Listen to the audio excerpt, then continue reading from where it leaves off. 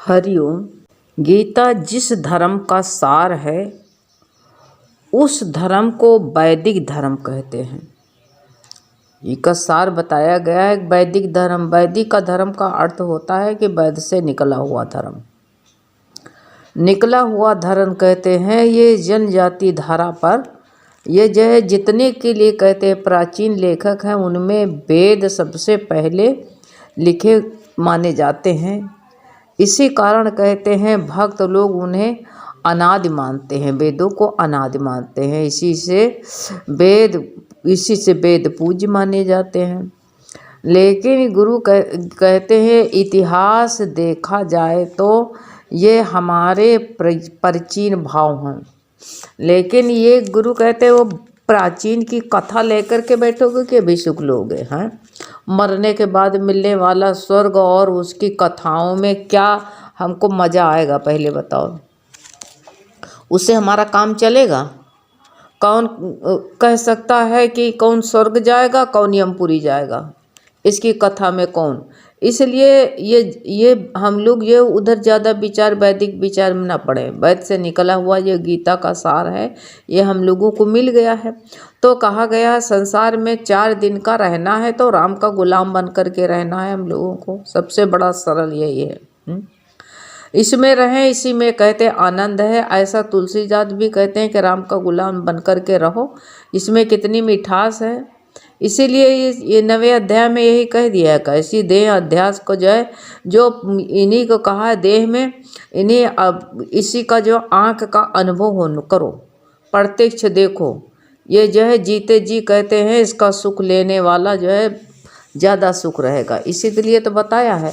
बाद के लिए कौन जानता है। कहते हैं ये जो है भूख हमको आज लगी, सुख आज नहीं, तुमको मिठास आज नहीं मिल रहा है तो मरने के बाद में कौन जानता है कि कौन मिलेगा। इसलिए आज का सुख लो, प्रत्यक्ष भगवान को देखो। गुरु कहते हैं हम तुमको दिखाते समय भगवान को देखो। प्रत्यक्ष देखने वाले तुम बनो ना, प्रत्यक्ष भगवान को देखो। तो वैदिक धर्म में ना पढ़ो।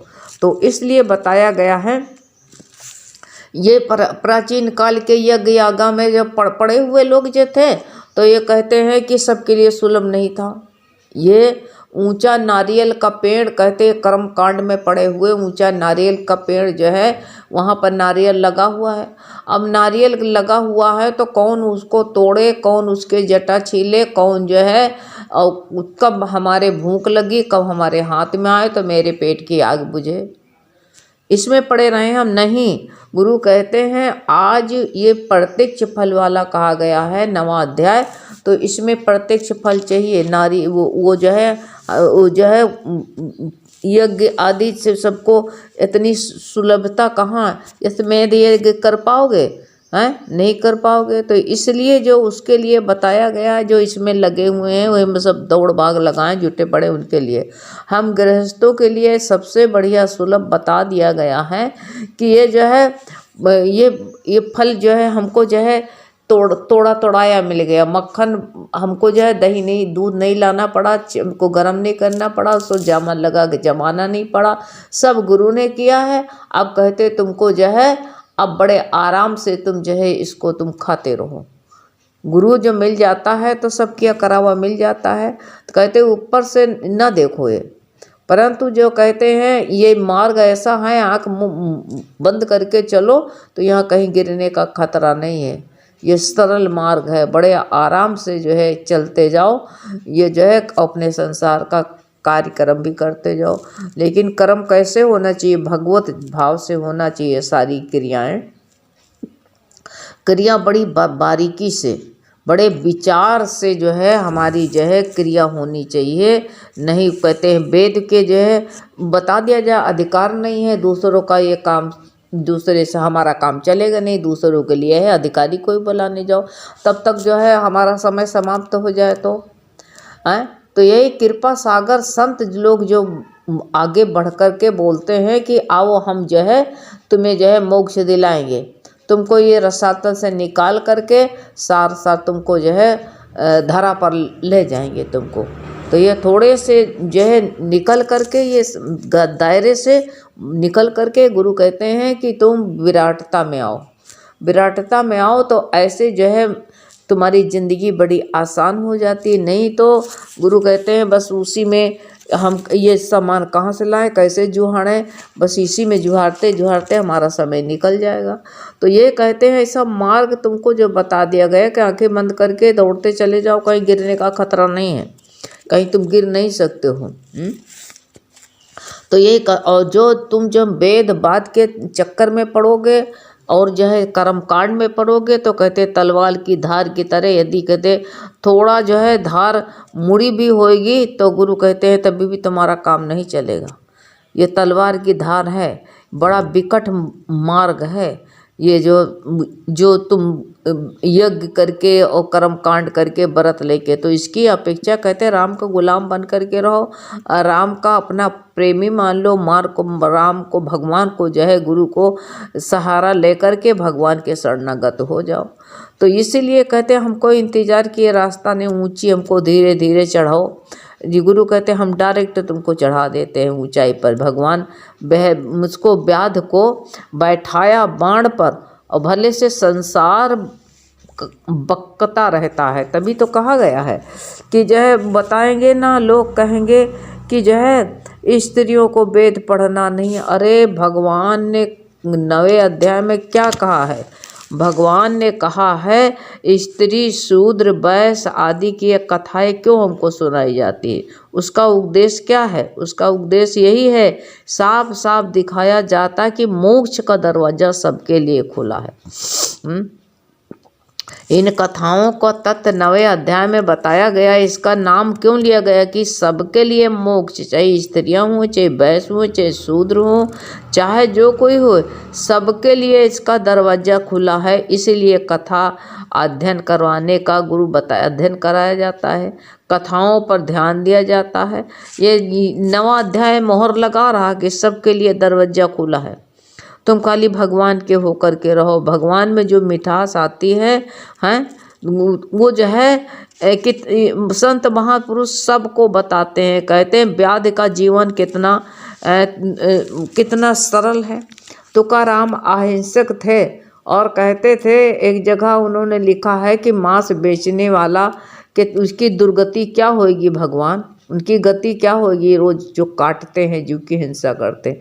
लेकिन उन्हें देखिए भगवान ये कह रहे हैं वो अहिंसक जरूर थे, परंतु उन्होंने तुकाराम ने ही कहा है कि बड़े चाव से ये वर्णन किया है कि सज्जन कसाई जो थे और कसाई का काम करके मोक्ष प्राप्त किया है उन्होंने। तुकाराम ने एक जगह यही लिखा हुआ है कि उन्होंने मोक्ष प्राप्त किया है, ऐसे कहते हैं। और उन्होंने ये बात याद दिलाई है कि पशुओं का वध करने वाले की क्या गति होगी, यानी जो अपने सुख आराम के लिए जो काम करते हैं, इच्छा पूर्ति के लिए काम करते हैं, उनकी गति फिर क्या होगी, ये इन्होंने कहा है। लेकिन जो है यहाँ पर कह रहे हैं कि देखो एक व्याध जो था मांस बेचने वाला, उसकी मदद भगवान, जो भाव भगवान के पर रखता है और भगवान की पूजा समझ के कार्य करता है, तो उसकी मदद स्वयं भगवान करते हैं, ये सोच लेना। सबकी मदद भगवान ने बड़े प्रेम से किया है। चाहे तुम देख लो हर एक भक्त को देखो, कहाँ सज्जन कसाई के साथ में मांस बेचने का कैसे सहायता करी उसको, हैं मिल कर के उन्होंने जो है उसके भगवान जो है उनकी कसाई की मदद करते थे। नरसिंह मेहता की हुंडी भरी, ऐसे भक्तों का उदाहरण क्यों दिया जाता है? इसलिए कि हमें विश्वास हो, हैं उनकी मदद करने वाला। एक नाथ की कहते कंवर भर करके हैं लाने वाले, दामा जी के लिए कहते उन्होंने उनकी मदद किया। उनका जो है भगवान जो है उसके लिए दामा जी के लिए जो है मोहरों की थैली लेकर के और जो है चाकर नौकर बन गए। महाराष्ट्र की कहते हैं प्रिय जनाबाई के कूटने पीसने में भगवान ने मदद करी। जैसे जिस भाव से परमात्मा कोई चला तो उस भाव से भगवान जो है वो भगवान का भाव रख करके जो काम क्रिया थी उस क्रिया किया तो भगवान ने उसकी मदद करी है। ऐसे गुरु ने कहा तुम चाहे घर का कमरा लीपते हो, चाहे अपनी जो है गिट्टी तोड़ता हो कोई, चाहे पुताई का काम करता हो, चाहे कोई नाई का काम करता हो, सबके साथ भगवान ही लग कर के मदद कर रहे हैं, ऐसा समझना चाहिए। तो ये भगवान का सारांश क्या है कि प्रत्येक के बंधन काटने वाला परमेश्वर ही है और उसकी मदद करने वाला भी भगवान ही है। खाली भावना पूर्ण और कहते हैं सेवामय कर्म होना चाहिए हमारा, तो कितना अच्छा रहता है। इसमें यही विशेष बात है कि हमारा कर्म जो है कैसे भावपूर्वक होना चाहिए, लगन भगवान की होना चाहिए और बहुत प्रेम से गुरु कहते हैं सबके जीवन में ऐसा आता हो, सबका जीवन जो है प्रेम पूर्ण होना चाहिए। भगवान सबको जो है बड़े प्रेम से गले लगाते थे, सबको जो है सबको चाहे वृक्ष हो चाहे लता हो चाहे कोई हो, सबके भगवान सबकी मदद करता है। तो इसलिए कहते हैं कि जो है बड़े प्रेम से भावपूर्वक होना चाहिए। जैसे कहते हैं अखरोट का पेड़ जो है 25 साल में फलता है, तो भगवान क्या कहते हैं कि 25 साल में अगर फलता है खाने वाले को शायद ही मिले वो फल, लेकिन भगवान कहते हैं वो बड़े आराम से रोपाई करता है, पेड़ लगाता है और उसकी सिंचाई भी करता है। तो जब ये थोड़ी कहते हैं कि जो है भगवान जो है जो जहाँ स्वार्थ ना हो वो इंसान काम नहीं करता है। हमारा हर एक काम पूजा में होना चाहिए, कोई भी काम हो तो और भगवान को अर्पण करके बड़े बड़े प्रेम से कार्य होना चाहिए, तो वो काम हमारा पूजा हो जाता है। तो इसलिए कहते हैं ज़्यादा झंझटों में क्यों मत फंसो। जब आसानी से चित्त शुद्धि हो रही है तो ज़्यादा झंझट करने से, कहते हैं गुड़ देने जो मरे तो काहे का माहूर खाए, हैं जहर काहे को खाने जाओ, जो गुड़ है से मर जात है। तो ऐसी इंद्रियों को हम अपने जो है क्या करिए, इंद्रियां जो है भी कहते हैं साधन उन्हें ईश्वर अर्पण कर दो, तो कहते हैं बड़े आसानी से हमारा काम बन जाता है। तो हम अपनी इंद्रियों को बाहर मुख कर रखे हैं। बाहर मुख वाला जो होता है तो वो बाहरी बात सुनने लगते हैं। तो इसलिए कहा सबके अंदर भगवान ही देखो, पात्र कुपात्र देखने मत बैठो, पात्र कुपात्रता न देखो, सबके अंदर परमात्मा बैठा है ये देखो तुम कि सबके अंदर वही विराजमान भगवान है, ये देखना है। गुरु कहते हैं कर्म बना लेते हो, भिखारी आओ तो कहीं हट्टा कट्टा देखियो कैसे घूम रहा है आया, ये जबान तुमने खराब करी कि ना करी, यही क्योंकि खा खा के मोटे हुए हैं, ना कमाना पड़े ना धमाना पड़े, कितने कर्म तुमने बना लिया हैं, इनका देना बेकार है, यही कह दोगे ना। कर्म बनाया तुमने, कर्म बन जाता, जान नहीं जा पाते हो तुम कर्म बनता तुम्हारे खाता में लिखा जा रहा हो, तुम कर्म गुनाह बेलज्जर का बनाते चले जा रहे हो हैं। तो बना लिया कर्म, गुरु कहते हैं उसकी ये देख तो इसको देना हमारे लिए सही है, ये पात्र है। गुरु कहते यही गुनाह तुमसे हो रहा है, ये गुनाह तुम करते जा रहे हो, उसको तो तुमने देख लिया पात्र कुपात्र, भगवान तो देखा नहीं। गुरु कहते भगवान जो है अगर मान लो भगवान हम अगर हमारा कर्म जो हम देते हैं, किसी को दातारे बने हैं तो हम देते हैं तो हमारी चीज़ में शुद्धि रहती है, और हम भगवान के हाथ में दे दे तो वो शुद्ध हो जाता। भगवान नहीं देख पाते इसलिए गुरु मना करते हैं कि तुम जो है भगवान नहीं देख पाते हो। अपने की तरफ देखा है कभी कि हम जो रोटी 2-3 नाश्ता भी कर लेते, 2 टाइम भोजन भी कर लेते हैं, 3 टाइम, क्या हम इसके खाने के अधिकारी हैं? हम इसके पात्र हैं, अपनी तरफ नहीं देख पाते हैं, दूसरी की तरफ तुरंत देख लेते, तो कर्म के चिट्ठा तुम्हारे खाते में आ रहा है। इसलिए अपना खाता नील कब रखोगे? खाता तुम्हारा बढ़ता चला जा रहा। अब ये बढ़ता चला जा रहा है तो गुरु ने कहा पहले से कितने कर्म बना बना के तुम लेके आए हो, कितना कर्म बटोर के लेकर के आए हो, तुमका हिसाब है इसका? कभी तुम देखा है? ये तो गुप्त रूप में, जैसे सिलेंडर की गैस नहीं नाप सकते हो, वो तो तौल के पता चल जाएगी, लेकिन हम अपने कर्मों को तौल नाप नहीं पाते हैं। इसलिए बताया गया है कि कर्म जो है सब भगवान देखने की आदत बना लो।